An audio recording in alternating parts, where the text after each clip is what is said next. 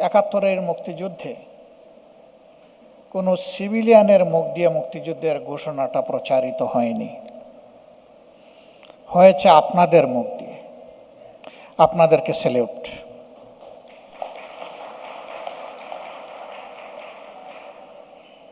এ বিষয়ে একবারই ইতিহাস রচনা হয়েছে, এটা অক্ষুণ্ণ থাকবে, যে যত চেষ্টা করুক।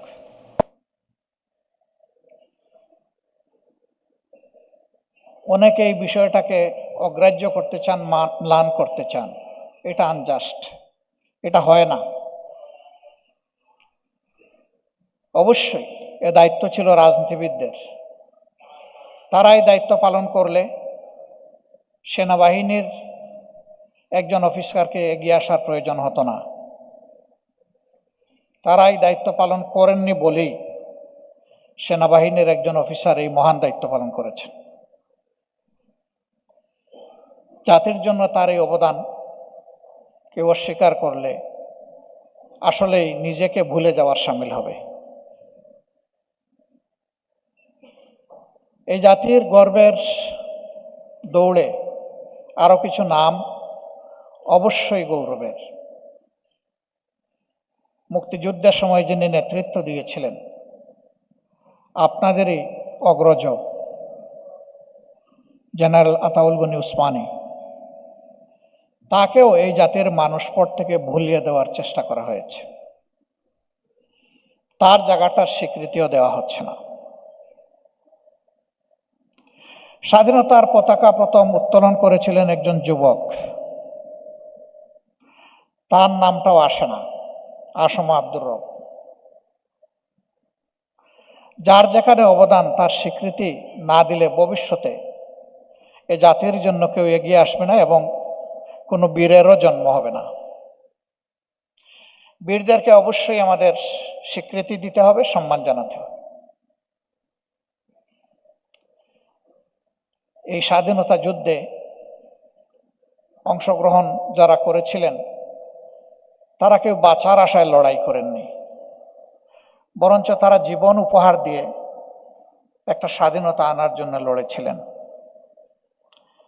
আপনাদেরও এই তিন গর্বের বাহিনীর বিপুল সংখ্যক সহকর্মী তারা জীবন দিয়ে দুনিয়া থেকে বিদায় নিয়েছেন লড়াইয়ের ময়দানে। তারা সহ যারাই 71 সালে এ লড়াই করে জীবন দিয়েছেন, মহান রবের দরবারে দোয়া করি আল্লাহ তাদের সকলকে শহীদ হিসাবে কবুল করুন। আহত হয়েছেন, পঙ্গু হয়েছেন, তাদের প্রতি আজীবন জাতি হিসাবে আমরা যেন কৃতজ্ঞতা প্রকাশ করতে পারি, আল্লাহ আমাদেরকে সেই তৌফিক দান করুন এবং আল্লাহ তাআলা তাদেরকেও দুনিয়া আখিরাতে সম্মানিত করুন। বাংলাদেশের স্বাধীনতা, সার্বভৌমত্ব এবং প্রতি ইঞ্চি মাটির নিরাপত্তা বিধানের জন্য এই বাহিনী লড়াই করেছে। লড়াই করতে গিয়ে পার্বত্য চট্টগ্রামে অসংখ্য অফিসার এবং জওয়ানকে জীবন দিতে হয়েছে। তার হিসাব নিশ্চয়ই সশস্ত্র বাহিনীর কাছে আছে। তারা জীবন দিয়েছেন কিন্তু 1 ইঞ্চি মাটি কাউকে দেননি। আমরা তাদের প্রতি কৃতজ্ঞ, তাদেরকেও স্যালিউট জানাই। আমরা দোয়া করি আল্লাহ তাদেরকেও শহীদ হিসাবে কবুল করুন। দেশে অসংখ্য সার্ভিস আছে, কিন্তু একটা মাত্র সার্ভিস যেখানে ঢুকার সময় নিয়ত করে শপথ নিয়ে ঢুকা হয়, আমি জীবন দেব আমার দেশের জন্য, জাতির জন্য। আর কোনো সার্ভিসে এই ইন্টেনশন, এই এক্সপ্রেশন, এই কমিটমেন্ট থাকে না। আমি ডিসেম্বরের সম্ভবত 4 তারিখ আমরা আরেকবার বসেছিলাম এই আঙ্গিনায়, একটু ছোট পরিসরে। সেখানে বলেছিলাম আপনাদের তুলনা অন্য কারো সাথে নয়, আপনাদের তুলনা আপনাদের সাথে। আপনি তো অসম কারো সাথে তুলনা করতে পারেন না। আর কোন সার্ভিসে মানুষ জীবন দেওয়ার জন্য শপথ নিয়ে আসে? অন্য কোনো সার্ভিসে এই নজির নেই, এ বাস্তবতা নেই। 24-এর এই জটিল দিনগুলোতে সেনাবাহিনীর দায়িত্বপূর্ণ ভূমিকার কারণে এটা আমার এবং আমাদের দলের পারসেপশন, জাতি নির্ঘাত একটা সিভিল ওয়ার থেকে রক্ষা পেয়েছে। এখানে শুধু সার্ভিং অফিসার বা যারা এখন আছেন সেনাবাহিনী বা সশস্ত্র বাহিনীতে তারা না, যারা ইতিমধ্যে সশস্ত্র বাহিনী থেকে অবসরে গিয়েছেন অথবা জোর করে যাদেরকে অবসরে পাঠানো হয়েছে, তাদের সকলেরই দায়িত্বপূর্ণ সাহসী ভূমিকা ছিল। এই ভূমিকার জন্য আবারও আপনাদেরকে স্যালিউট। 3 তারিখ থেকে শুরু করে আপনারা যে ভূমিকা রেখেছেন 3, 4 এবং 5 তারিখ, এই ভূমিকাটা না রাখলে সম্ভবত আজকে বাংলাদেশে এই হলে এখানে দাঁড়িয়ে আমি কথা বলতে পারতাম না। সম্মানের সাথে আপনাদেরকে একটুখানি দাওয়াত দিয়ে এখানে হাজির করতে পারতাম না। সেই পরিবেশ এই বাংলাদেশ উইটনেস করত না।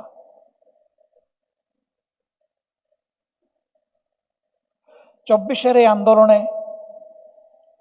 আপামর জনগণ যেভাবে ঝাঁপিয়ে পড়েছিল, আপনাদের সেই দিনের ভূমিকা জাতিকে বিশেষভাবে আলোড়িত করেছিল। রাওয়া ক্লাবে আপনাদের প্রেস কনফারেন্স এবং বিশেষ করে মিরপুর ডিএইচএসে রিটায়ার্ড অফিসার্স যারা ছিলেন তাদের সাহসী ভূমিকা, রাস্তা দেখানোর ভূমিকা, সেখানে শুধু আপনারা অফিসাররা নেমে আসেননি, আমরা দেখেছি মায়েরা সন্তান কুলেও সেখানে নেমে এসেছিলেন। আমার ওই বোনদেরকে, মাদেরকেও স্যালিউট। এইভাবে সকল শ্রেণী পেশার মানুষের তীব্র আকাঙ্ক্ষার একটা বিস্ফোরণ ঘটেছিল 3, 4 এবং 5 তারিখ আগস্ট মাসে। এই সময়টা বাংলাদেশ জামাত ইসলামী ছিল এই দেশের সবচেয়ে মজলুম দল। জনতার এই আন্দোলনকে দমাতে গিয়ে টুল হিসাবে জামাতে ইসলামীকে ব্যবহার করার অতীতের মতো একটি নোংরা উদ্যোগ নিয়ে জামাতে ইসলামীকে নিষিদ্ধ ঘোষণা করা হয়। জনগণ এই ঘোষণাকে মেনে নেয়নি। আমরা কৃতজ্ঞ, ফ্যাসিবাদ এবং ফ্যাসিবাদের দূষর দলগুলা ছাড়া সেদিন জাতীয়তাবাদী দল সহ সবাই এর প্রতিবাদ করেছে। সকলকে মোবারকবাদ। আমরা সেই দিনগুলোতে মিলেমিশে একাকার হয়ে দল রক্ষার জন্য নয়, দেশ এবং জাতি রক্ষার জন্য লড়াই করেছি। আমরা সিদ্ধান্ত নিয়েছিলাম এই আন্দোলনে যদি আমাদের কোনো অবদান থাকে, সেটি জাতির প্রতি ভালোবাসার উপহার, সেটি দায়িত্ব পালনের একটা সুবেনির, এবং সেটি আমাদের পলিটিক্যাল মরাল রেসপন্সিবিলিটি।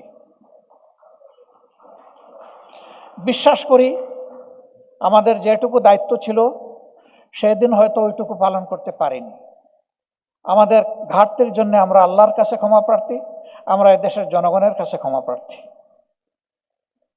আপনারা সাক্ষী, আজ পর্যন্ত আমরা এই পরিবর্তন, বিপ্লব, গণ অভ্যুত্থান আমরা যে ভাষায় বলি, তার কোনো ক্রেডিট দল হিসাবে আমরা দাবি করিনি।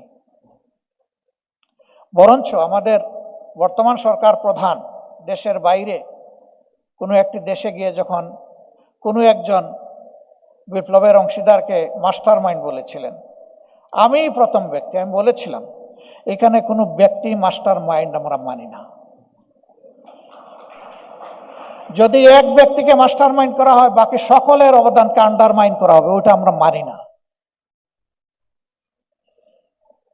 এখানে বাংলাদেশের বিপ্লবী জনগণ সবাই মিলে আমরা মাস্টার মাইন্ড।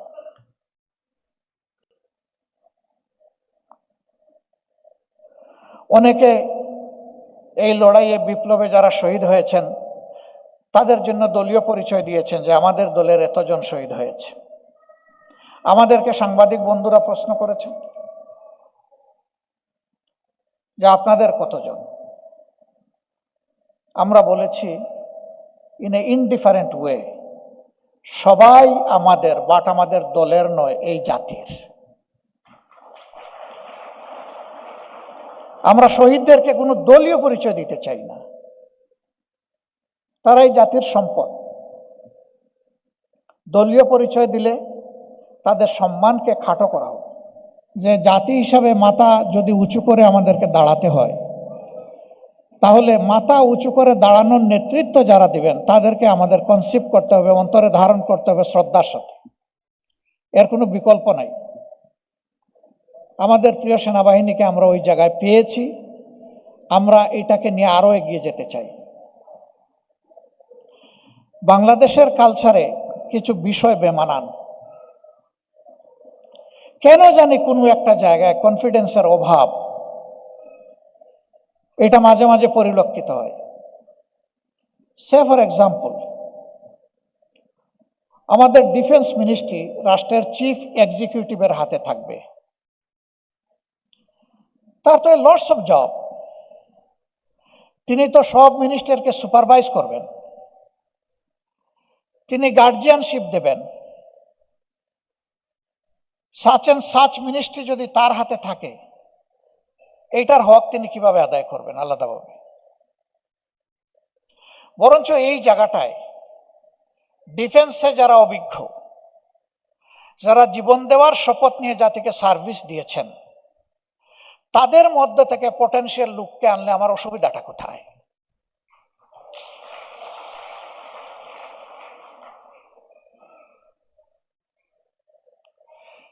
তারা তখন ফিল করবেন আমরা যে জাতির জন্য গভীর আস্থা এবং ভালোবাসা নিয়ে জীবন দেওয়ার শপথ নিয়েছিলাম, সেই জাতি আমাদেরকে দারুণভাবে শ্রদ্ধার সাথে ফিল করে। এইটা বাহিনীর কনফিডেন্স লেভেলকে অনেক উপরে নিয়ে যাবে। ইয়েস, প্রধান উপদেষ্টারও একটা অ্যাকাউন্টেবিলিটির জায়গা থাকতে হবে, প্রধানমন্ত্রীরও থাকতে হবে, প্রেসিডেন্টেরও থাকতে হবে। নান অ্যাবাভ দি অ্যাকাউন্টেবিলিটি। এটা একটা মিউচুয়াল চেক অ্যান্ড ব্যালেন্সের ব্যাপার, সেটা থাকবে। অন্য 10টা অ্যাভিনিউর জন্য যেমন হবে, আমাদের প্রিয় গর্বের সেনাবাহিনীর জন্য সেটা হবে।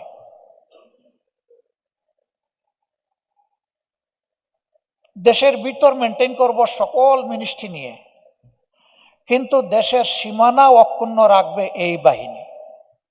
সীমানা ঠিক থাকলে ভিতরের ফাংশন ঠিক থাকবে, সীমানা ঠিক না থাকলে ভিতরের ফাংশন এলোমেলো হয়ে যাবে। এই রিকগনিশন অবশ্যই দিতে হবে। কেউ যদি মনে করেন আমি খোলামেলা কথা বলা মানুষ, যে সেনাবাহিনীর হাতে ওইগুলা সব তুলে দিলে যে কোনো সময় গদি উল্টে যেতে পারে, তুলে না দিয়েও তো গদি উল্টে যায়। গদি কি উল্টে নাই? গদি উল্টার মতো পরিবেশ সৃষ্টি হলে গদি কিন্তু উল্টে যায়। তো গদির ভয় না করুন, দেশটাকে ভালোবাসুন। আপনাকে গদিতে বসিয়েছে জনগণ, তাদের লাইফ, ওয়েলথ এন্ড ডিগনিটি পাহারাদারি করার জন্য। সেই জায়গার জন্য রাষ্ট্রের এই 2টা গুরুত্বপূর্ণ দিক, শাসন যন্ত্রে যারা থাকবেন আর দেশ রক্ষায় যারা থাকবেন, তাদের মাঝে বোঝাপড়া হতে হবে একদম পয়েন্ট টু পয়েন্ট। এখানে সামান্য কোনো গ্যাপ হলে দেশ ক্ষতিগ্রস্ত হবে।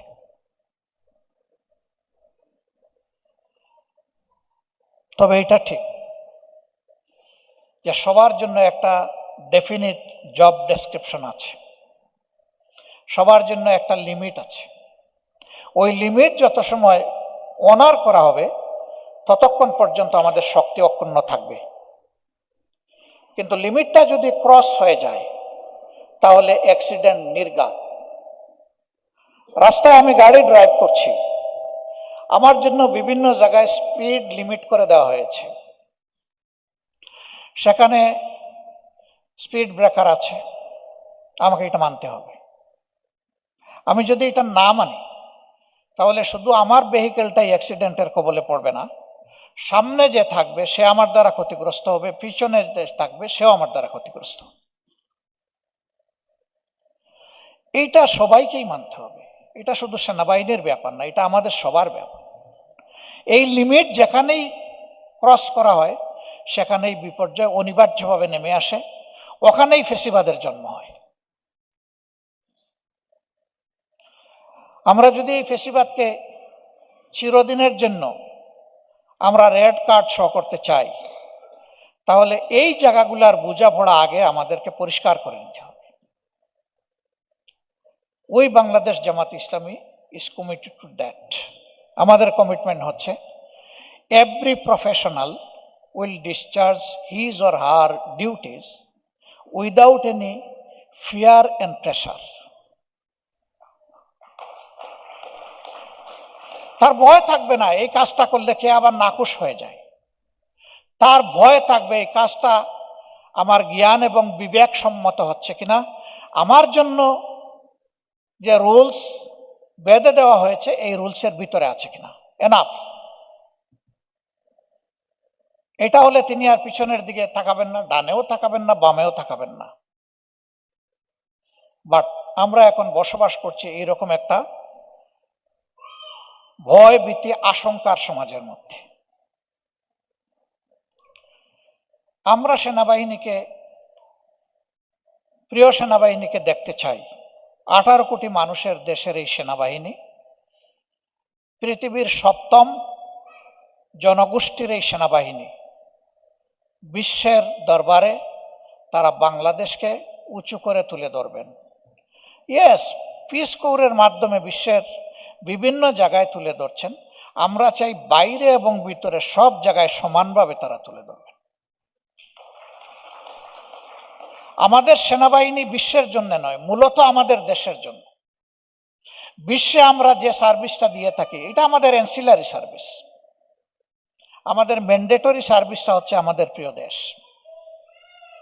এটি যদি করতে হয় তাহলে সেনাবাহিনীর প্রতি সরকারের যেমন বিশেষ দায়িত্ব রয়েছে, সেনাবাহিনীরও শুধুমাত্র প্রফেশনালিজমের দিকেই তাদেরকে নজর দিতে হবে, আর কোনো দিকে নয়। আমরা যদি সেনাবাহিনীকে একটা প্রফেশনাল ফোর্সেস হিসাবে আমরা গড়ে তুলতে পারি, দুনিয়া আমাদেরকে সমীহ করুক না করুক সম্মান করতে বাধ্য হবে। কেউ আমাদের দিকে লাল চোখ তুলে তাকানোর সাহস করবে না। আমাদের সেনাবাহিনীর সাইজ কত বড় এটা বড় কথা না। আমাদের সেনাবাহিনীর উইজডম, কারেজ এন্ড ট্যাকটিক, এই 3 জায়গায় আমাদের সেনাবাহিনী কোথায় আছে এটা হচ্ছে বড় কথা। আমরা ওই 3 জায়গাকে একদম আয়রনিক করে আমরা এই জায়গাগুলা দেখার পক্ষে। সম্মানিত বন্ধুগণ, জাতি এখন একটা ক্রস রোডে। 12 তারিখ আগামী মাসে নির্বাচন হবে। আজকে থেকে হাতে গোনা 30টি দিন আছে। এই মাস 31 দিনের হওয়ার কারণে নির্বাচনের দিনটা মাইনাস। জাতীয় জীবনে এই নির্বাচনের গুরুত্ব সীমাহীন। আগের নির্বাচনগুলো কিছু কিছু ডিসপিউট থাকলেও নির্বাচন তো একটা ফর্মে হয়েছে, কিন্তু 3টা নির্বাচন 14, 18, 24 এটা নির্বাচনের কোনো মিনিমাম ফরম্যাটে পড়ে না। এর সাক্ষী আমরা সবাই। এখন যাদের বয়স 35 থেকে 36 তারা জীবনে একটা ভোটও দেওয়ার সুযোগ পায়নি, যদিও তাদের 3বার ভোট দেওয়ার কথা। তাদেরকে ডিপ্রাইভ করা হয়েছে, সারা নেশনকে ডিপ্রাইভ করা হয়েছে। এখন আগামী ইলেকশনটা কেমন হওয়া উচিত? আমি ইলেকশনের কোনো পার্টির পক্ষে কোনো ক্যাম্পেইন করব না, কথা বলবো না, এটি এখন বলা উচিত নয় এই সময়টা। বাট কি ধরনের ইলেকশন আমরা চাই? আমরা এমন একটা নির্বাচন চাই যেখানে প্রত্যেকটি ভোটার, নাগরিক ভোট সেন্টারে যাবে উইথ প্লেজার এন্ড কমফর্ট। তার সামনে অন্য কোনো চ্যালেঞ্জ থাকবে না, অন্য কোনো চিন্তা থাকবে না যে আমার ভোটটা আমি দিতে পারবো তো, ভোট দেওয়ার পরে আমার ভোটের রেজাল্ট এবং রিফ্লেকশন আমি পাবো তো, এরপরে রেজাল্ট যখন হবে তখন আমি আমার প্রত্যাশার দেশটি সমাজটি আমি পাবো তো, এই ধরনের প্রশ্ন তার মধ্যে জাগবে না। যদি সেই পরিবেশ আমরা নিশ্চিত করতে পারি তাহলে এই নির্বাচন হবে সুষ্ঠু, নিরপেক্ষ এবং গ্রহণযোগ্য। আমাদের দিক থেকে আমরা ফুললি কমিটেড। আজকেও ইউরোপিয়ান ইউনিয়নের চিফ অবজারভেশন টিমের যিনি চিফ, তিনি আমরা একসাথে বসেছিলাম। ওনাকে যখন বললাম যে আমরা এই নির্বাচনকে একটা আইকনিক নির্বাচন হিসেবে দেখতে চাই, যেটা আমাদের প্রধান উপদেষ্টা বলেছেন, যেটা নির্বাচন কমিশন বলছে, আমরা এটাকে কথায় নয় কাজে দেখতে চাই। এবং এটাকে এইভাবেই যদি আমরা দেখতে চাই তাহলে আমাদের প্রত্যেকটা ভোটিং বুথকে সিকিউর করতে হবে। এর জন্য প্রয়োজন হবে প্রত্যেক বুথে সিসি ক্যামেরা সেট করা। এ দাবি আমরা মূল থেকে করে আসছি, কিন্তু আমরা আমাদের সরকার এবং ইলেকশন কমিশনকে রিলাক্টেন্ট দেখতে পাচ্ছি। Where is the problem? মানি 28 লক্ষ কোটি টাকা বাংলাদেশ থেকে লন্ডার করে বাইরে পাঠানো হয়েছে, আর এর বাইরে আরো যেগুলা লুট করা হয়েছে সেটার হিসাব কিন্তু কেউ জানে না। এ দেশ ওই দিক থেকে গরিব নয়। এই চুরি চামারি বন্ধ করলে এই দেশ সামনের দিকে জাম দিয়ে এগিয়ে যাবে। এখানে যদি 500 কোটি 1000 কোটি টাকা লাগে, এটা অবশ্যই করা উচিত, কারণ একটা গুড গভর্নেন্সের পূর্ব শর্ত হচ্ছে একটা ফেয়ার এন্ড গুড ইলেকশন। যদি প্রত্যেক বুথে এটা সেট করা থাকে এবং এটা যদি সেন্ট্রাল মনিটরিং এর আন্ডারে থাকে তাহলে প্রত্যেকের বুকও কাঁপবে, হাতও কাঁপবে কিছু করতে। তখন ল এনফোর্সার্সের সংখ্যা যদি কিছু কম হয়, ওইটা বাকি অভাব পূরণ করে দেবে। এটা সেনাবাহিনীর পক্ষে সম্ভব নয় আমাদের দেশে 40,000 42,000 সেন্টারে এইরকম সেনাবাহিনী ডিপ্লয় করা। এটা আমরাও বুঝি এটা সম্ভব না, কিন্তু ওই সেনা সেখানে সিট করে দিলে সেনাবাহিনীরই গ্যাপটা ফিল আপ করে। এখন পর্যন্ত আমাদের সরকার এটা শুনছেন না। আমরা কিন্তু আমাদের জনগণের উপর গভীর আস্থাশীল, 100% আস্থা আছে আমাদের জনগণের। জনগণ যাকে পছন্দ তাকে ভোট দেবে, কিন্তু তার পছন্দের ভোট দেওয়ার পরিবেশ নিশ্চিত করে দিতে হবে সরকার এবং ইলেকশন কমিশনকে। এখন পর্যন্ত এটি হয়নি, আমরা সবাই প্রত্যক্ষ করছি। তবে আমরা আশাবাদী থাকতে চাই এটা হবে, এবং আমরা বলতে চাই এটা করতে হবে।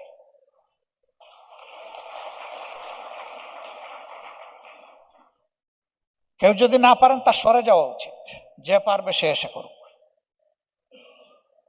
কিন্তু আপনি দায়িত্ব নেবেন এবং করবেন না, এটি দায়িত্বের অবহেলা নয়, এটা দায়িত্বের ভায়োলেশন। আমরা সেই ভায়োলেশন দেখতে চাই না। অনেক ভয় ভীতি সমাজে কাজ করছে। এখনো কেন সাংবাদিকরা এই প্রশ্ন করবে যে 12 তারিখ ইলেকশন হবে কিনা, আপনারা কনফিডেন্ট কিনা, ইলেকশন সুষ্ঠু হওয়ার ব্যাপারে আপনাদের কোনো সন্দেহ আছে কিনা? এই প্রশ্ন কেন করে? নিশ্চয়ই কিছু কারণ আছে বলেই তো করে। ওই কারণগুলো রিমুভ করতে হবে। একটা ইলেকশন কি সবকিছুর সমাধান? না, কিন্তু এটা শুরু। একটা বীজ না রইলে তো গাছ উঠবে না। এই ইলেকশনটা, ফেয়ার ইলেকশনটা হচ্ছে একটা ফেয়ার সোসাইটি, একটা গুড গভর্নেন্সের একটা আস্ত বীজ। এই বীজ রোপণ না করলে তো গাছ উঠবে না। আর আল্লাহর কসম, আমরা ওই বিগত 3 নির্বাচন বা 4 নির্বাচনের মতো কোনো নির্বাচন দেখতে চাই না। আমরা বোঝাপড়ার কোনো নির্বাচন একেবারেই দেখতে চাই না। বোঝাপড়া কোনো অথরিটির সাথে হবে না, বোঝাপড়া হবে রাজনৈতিক দলগুলার ভোটারদের সাথে সরাসরি, অন্য কারো সাথে না। আমরা সেই নির্বাচনটা দেখতে চাচ্ছি। যদি আমরা সবাই মিলে সচেতন দেশবাসী, আমরা যদি সচেতন থাকি, আমাদের বিশ্বাস যদি কেউ কোনো ধরনের মেকানিজম করার চিন্তা মাথায় এসেও থাকে, তারা পালাতে বাধ্য হবে ইনশাআল্লাহ। আমরা ইয়াংদেরকে কথা দিয়েছি, জীবনে 2-4টা হলেও তো ভোট আমরা দিতে পেরেছি, তোমরা পারোনি। এবার তোমরা ভোট দিবা, আর তোমাদের ভোটের আমরা পাহারাদারি করব। আমরা পাহারাদারি করব তোমাদের ভোটের, তোমরা পাহারাদারি করবো আমাদের জাতির। এই দায়িত্ব তোমাদেরকে নিতে হবে।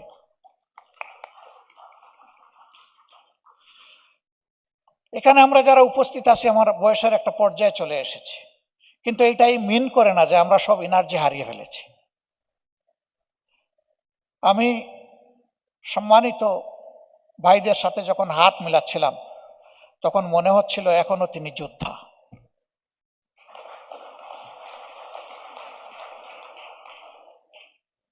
আমি মনে করি হাতগুলা এখনো সেনাপতির হাত ঠিকই আছে, যে যে লেভেলে ছিলেন।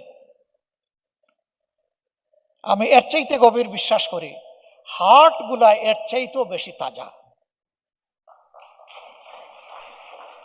যার মন শক্ত তার হাতও শক্ত, যার মন দুর্বল তার হাত ভাঙা। ওই ভাঙা হাতে কিছু করা যায় না। এই জন্য সব কাজের ইন্টেনশনটা হচ্ছে তার রুট। আমরা আশা করব আপনারা জাতিকে আগে সেফগার্ড দিয়েছেন, টেরিটোরিয়াল সেফগার্ড। এখন আপনাদের দীর্ঘ অভিজ্ঞতা থেকে, সামাজিক দায়বোধের জায়গা থেকে, আগের দায়বোধের জায়গা ছিল রাষ্ট্রীয় দায়বোধ, এখন দায়বোধের জায়গাটা হচ্ছে সামাজিক দায়বোধ। এই দায়বোধের জায়গা থেকে আপনারা এগিয়ে আসবেন। এটি জরুরি নয় যে আপনাদের সকলকে জামাতে ইসলামীতেই জয়েন করতে হবে, বাট এটি জরুরি শেষ বয়সে পরবর্তী প্রজন্মের জন্য ভালো কিছু আমাদেরকে দিতে হবে ইনশাআল্লাহ। আমি ওয়েল কনফিডেন্ট আপনারা পারবেন, আমরা পারবো ইনশাআল্লাহ। আমরা কমিটেড দেশপ্রেমিকগুলার হাত এক জায়গায় করার চেষ্টা করছি। বলবেন যে এর বাইরে যারা, তারা কি দেশপ্রেমিক না? হ্যাঁ, সোনা খাঁটি না মেকি, এটা বোঝার জন্য কষ্টি পাথরে গোসা মারতে হয়। আমরা 3টা গোসা দিয়েছি। এই 3 গোসায় যারা টিকবে, আমরা বিশ্বাস করি জাতির প্রতি তাদের কমিটমেন্ট আছে। Number 1, will fight together against corruption. নিজে করাপশন করব না এবং কাউকে করাপশন করতে দেব না। Number 2, justice for all and equal will be asserted. গরিবের টাকা নাই তাই সে বিচার পাবে না, না, এটা হবে না। এক মুক্তিযোদ্ধার মেয়েকে তার জীবন ধ্বংস করে, ইজ্জত ধ্বংস করে, তাকে হত্যায় প্ররোচিত করা হয়েছিল, সে দুনিয়া থেকে বিদায় নিয়েছে, সে কি আজ পর্যন্ত বিচার পেয়েছে? এই বিচার চূড়াবালিতে এখনো আছে। আমরা দেখতে চাই ওই বিচারগুলো আগে হোক। আমরা দেখতে চাই না দুর্নীতির লেজ ধরে টানাটানি করা হচ্ছে। আমরা দেখতে চাই দুর্নীতির কান ধরে টান দেওয়া হয়েছে।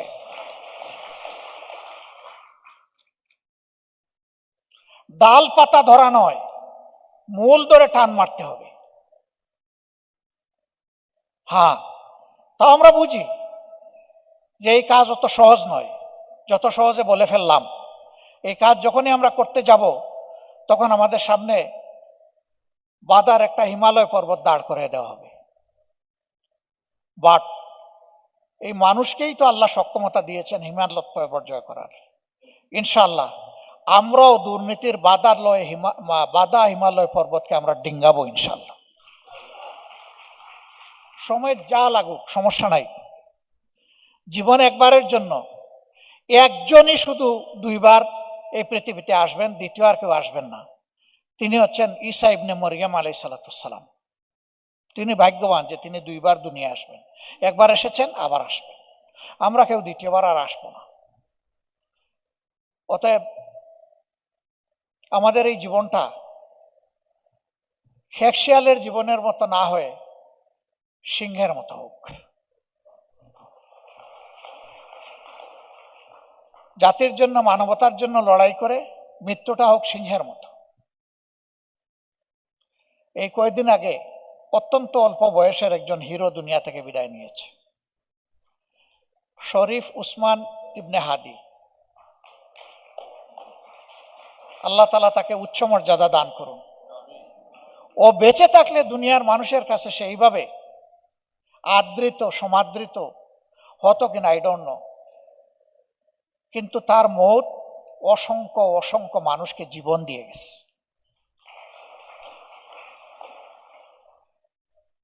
আমরা এইরকম সন্তানদের নিয়ে গর্বিত। 24-এর লড়াইয়ে 4 বছরের শিশু থেকে শুরু করে 62 বছরের বৃদ্ধ পর্যন্ত নিহত হয়েছে। আমরা তাদের প্রত্যেকের ঘরে বাড়িতে পৌঁছার চেষ্টা করেছি। এর মধ্যে 62 ভাগ মানুষ তারা একেবারেই নুন আনতে পান্তা ফুরায়। কেউ একজন রাস্তার ছোট্ট হকার, কেউ রিক্সা চালক, কেউ ঠেলা চালক, কেউ গার্মেন্টস কর্মী। এই সংখ্যাটা হলো 62%। আমি একটা ফ্যামিলিতে গিয়েছিলাম রাজশাহী। সে নারায়ণগঞ্জে একটা গার্মেন্টস ফ্যাক্টরিতে চাকরি করতো, একজন শ্রমিক। বাড়িতে গিয়েছে 3 দিন আগে। সে গিয়েছে 1 তারিখ, সে শহীদ হয়ে গেছে 4 তারিখ। পানির একটা কলসি আর একটা ছোট্ট গ্লাস নিয়ে, প্লাস্টিকের গ্লাস নিয়ে সে গিয়েছে রাস্তায় যারা তাদেরকে পানি খাওয়ানোর জন্য, পান করানোর জন্য। এক পর্যায়ে তার পানি পান করানো শেষ, কলসি খালি হয়ে গেছে, ওঠা রেখে সেও তাদের সাথে মিশে গেছে। ফায়ার ওপেন হওয়ার পর এখানে স্পটেই 4 জন মারা গেছে, এর মাঝে সে একজন। তার ফ্যামিলির কাছে যখন গেলাম, তার আরেকজন ভাই আছে, সে রিক্সা চালায়, বৃদ্ধা মা আছেন এবং কম বয়সী একজন তরুণী স্ত্রী আছেন। তারা সকলেই আসলেন কষ্ট বুকে নিয়ে। জিজ্ঞেস করছিলাম এক একজন করে। যখন তার স্ত্রীকে জিজ্ঞেস করলাম, মা তুমি কেমন আছো, খুব ধরা গলায় ভারী কণ্ঠে বলল, আল্লাহর রহমতে ভালো আছি এবং কিছুটা ভালো ফিল করছি, আপনি আমাকে মা বলে অ্যাড্রেস করেছেন। আমি তো ভালো আছি, কিন্তু কিন্তু বলে সে ব্রেকডাউন করলো, এখন আর কথা বলতে পারে না। অনেকক্ষণ পরে নিজেকে সামাল দিয়ে কেঁদে কেঁদে বলল, আমি তো 5 মাসের গর্ভবতী, আমার গর্ভের সন্তানের কি হবে, আমি তো গরিবের মেয়ে। কিন্তু ওই ছেলেটা যে গিয়ে জীবন দিয়েছে, সে ফিরে তাকায়নি। আমি রিক্সাওয়ালার ভাই, আমি গরিবের মেয়ের স্বামী, আমি এক দুঃখিনী মায়ের সন্তান। সে ওই দিকে তাকায়নি। সে তাকিয়েছে আপনার আমার দিকে, গোটা সমাজের দিকে, বাংলাদেশের জনগণের দিকে, মানুষের অধিকারের দিকে। 8 পাস এই ছেলেটি জীবন দিয়েছে। তার সবচেয়ে মূল্যবান সম্পদ উজাড় করে দিয়ে সে দুনিয়া থেকে বিদায় নিয়েছে। আমি তখন মেয়েটিকে সান্ত্বনা দেওয়ার ভাষা হারিয়ে ফেলেছিলাম। তার চোখের বাদ ভাঙ্গা পানি আমাদের সকলকে কাঁদিয়েছে। এরপরে নিজেদেরকে সামলে বলেছিলাম, মা তুমি তোমার সন্তান, আমরা যেমন থাকবো ইনশাল্লাহ তুমিও তেমন থাকবে। তোমার এই সন্তান বড় না হওয়া পর্যন্ত তোমার সাথে আর তোমার এই শাশুড়ির পরিবারের সাথে আমরা আছি। আমরা বলেছি যে এখন থেকে আমরা একই পরিবারের সদস্য এবং আমরা এইভাবেই চলবো ইনশাআল্লাহ। আপনারা দোয়া করবেন, আমরা এটা মেনটেন করে যাওয়ার চেষ্টা করছি। আমাদের খরচপাতি এদিক সেদিক হতে পারে, কিন্তু ওই দুটি পরিবার এবং এর মতো আরো কয়েকটি পরিবার আছে, আমরা ঠিক মাসের 1 তারিখ তাদের প্রয়োজন আর আমাদের সামর্থ্য এই দুইটাকে সমন্বয় করে তাদের হাতে আমাদের একটা গিফট পৌঁছে যায়। এটা দান নয়, অনুদান নয়, এটা আমাদের ডিউটি। যারা জীবন দিয়ে জাতিকে জীবন এনে দিয়েছে, তাদের পরিবারের সদস্যদের জীবনের প্রতি আমাদেরকে সম্মান দেখাতেই হবে। তাহলে বেশি বেশি করে বীরের জন্ম হবে এই দেশে ইনশাআল্লাহ।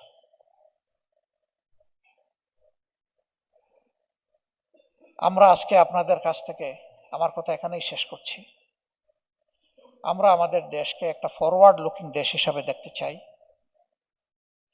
আমাদের পরবর্তী প্রজন্মের হাতে একটা নিরাপদ দেশ তুলে দিতে চাই। এই দেশের বুকে আর কোনো বেকারের মিছিল এবং মুখ দেখতে চাই না। আমরা চাই সুশিক্ষা এবং প্রশিক্ষণের মধ্য দিয়ে প্রত্যেকটা তরুণ তরুণীর হাতকে দেশ গড়ার কারিগরের হাতে পরিণত করতে। শিক্ষার পাঠ চুকানোর সাথে সাথে বেকার ভাতা নয়, তার হাতে যেন কাজ পৌঁছে যায়, সেই দেশটি আমরা দেখতে চাই। বেকার ভাতা দিয়ে একটা অলস কুড়ে জাতি আমরা তৈরি করতে চাই না। এটা কারো জন্য সম্মানেরও নয়। তবে হ্যাঁ, সমাজে স্পেশাল নিড গ্রুপস যারা আছেন, যারা কিছু করার এবিলিটি নাই, তাদের জন্য রাষ্ট্রীয় দায়িত্ব অবশ্যই আমরা পালন করার চেষ্টা করব ইনশাআল্লাহ, যদি আল্লাহ আমাদেরকে সেই সুযোগ দান করেন। এটা আল্লাহ তাআলার ফয়সালার বিষয়। দেশকে দিয়ে সবকিছু উজাড় করে বয়সের এক প্রান্তে এসে মানুষ যাতে হতাশায় না ভোগে, সে যাতে ফিল করে যখন আমি কর্মে সক্ষম ছিলাম তখন আমি দেশের জন্য একজন যোদ্ধা এবং একজন কর্মী ছিলাম, এখন আমার সেই সামর্থ্য নাই, এখন আমার দেশ, আমার পরিবার, আমার সরকার আমার অভিভাবক। এই ফিলিংসটা বাস্তবতার মাধ্যমে, মুখের কথায় নয়, আল্লাহ আমাদেরকে সুযোগ দিলে ইনশাআল্লাহ আমরা করব। এবং আমরা বিশ্বাস রাখি দুর্নীতি বন্ধ করে গুড গভর্নেন্স যদি আনা যায়, জাস্টিস যদি এস্টাবলিশ করা যায়, এটা খুব দূরের বিষয় নয়।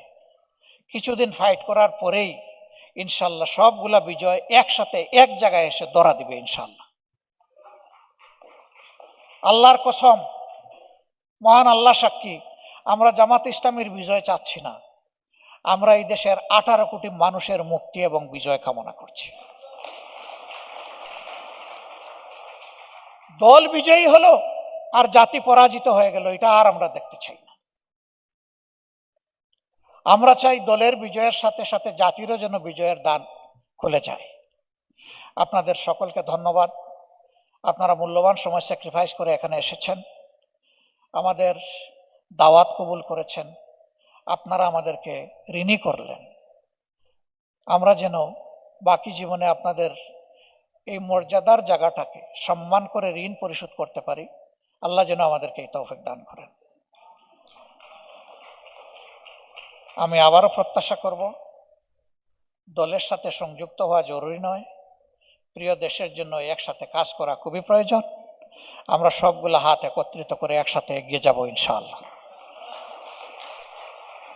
যুদ্ধের ময়দানে যেমন আপনারা ভয় করেননি, সামনে এগিয়ে গেছেন, আগামীর সামাজিক অপকর্মকারীরা যে বাধা দিবে ইনশাআল্লাহ ওটাতেও আমরা ভয় করব না, আমরা যোদ্ধার মনোভাব নিয়ে লড়ে যাব এবং আমরা বিজয়ী হব ইনশাআল্লাহ। সবাইকে ধন্যবাদ। এখন মন খুলে আপনারা আমাদেরকে পরামর্শ দেবেন, আপনারা আমাদেরকে কিভাবে দেখতে চান, আমাদের কি করণীয়। নির্বাচনে জয় পরাজয় বড় কথা নয়, একটা দায়িত্বশীল সংগঠন হিসাবে এই প্রিয় দেশের জন্য আমাদের কি করা উচিত, এই ব্যাপারে আপনাদের কাছ থেকে আমি গুরুত্বপূর্ণ দিক নির্দেশনামূলক পরামর্শ প্রত্যাশা করে আমার কথা এখানেই শেষ করলাম। আল্লাহ হাফিজ। বাংলাদেশ জিন্দাবাদ। আসসালামু আলাইকুম ওয়া রাহমাতুল্লাহ।